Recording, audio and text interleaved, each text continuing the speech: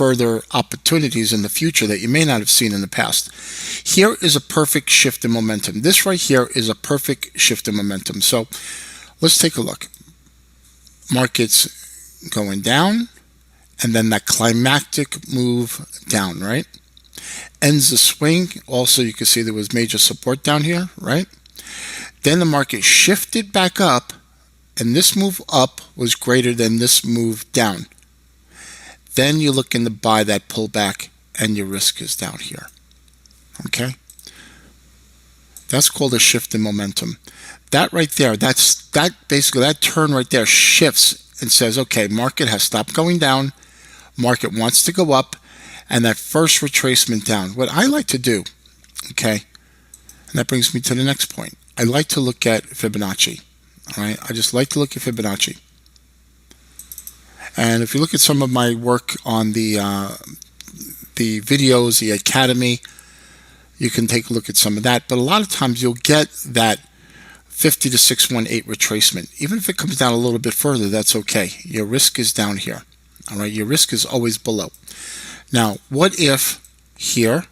Let's just take a look. Okay, let's just take a look and see how many pips are here. Okay, you got 35 pips. Okay, so if you're doing a mini lot, $35. If you have $1,000 in your account, hypothetically, you did a mini lot. That's $35. That's 3.5%. Keep it simple. All right. If you had $500 in your account and you had 35 pips, all right, you do a half a mini. It's still 3.5%. However you want to adjust it, whether it's 5%, 2%, 1%, the fact is you look at these zones to pull back. 50, 618. Sometimes you may even get a pullback as deep as a 786. But most of the time, I like to see that 50 to 618. That's real nice. Okay, it's not perfect. It's not always going to happen. And then you always get that reaction back in your favor. Targets. Okay, a couple of things I like to look at. Once the market shifts, nothing wrong with taking it out halfway back, a little piece here, and maybe trail it for a bigger move up. Okay, depending on how big your account size is, you put your initial buy is here, your initial stop is here, right below that. Doesn't matter, just a couple of pips. Market starts to move up, you lower your trade size and move your stop right below here. Okay, market goes to new high, you take off more profits. Okay, the game is always being defensive. It's always getting smaller, always reducing size. You come in, you buy it, always reduce in size. Market moves up in your favor, you kick out partials, you reduce size. Up here, you can reduce size, you trail a stop. Okay, I'm not going to get into the details of the management on that, but basically that's the best way to play that game. So let's continue. So I want to show you that. Let me also add. Let me see if I can add an indicator. Of course, indicator MACD. So let's look at the MACD. All right.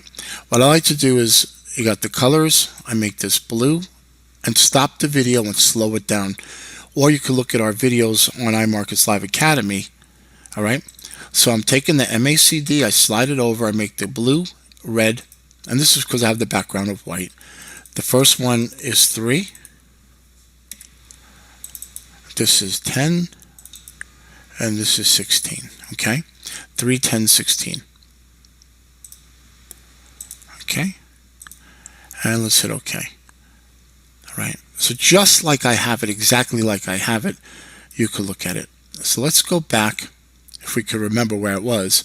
Okay, here it was, right?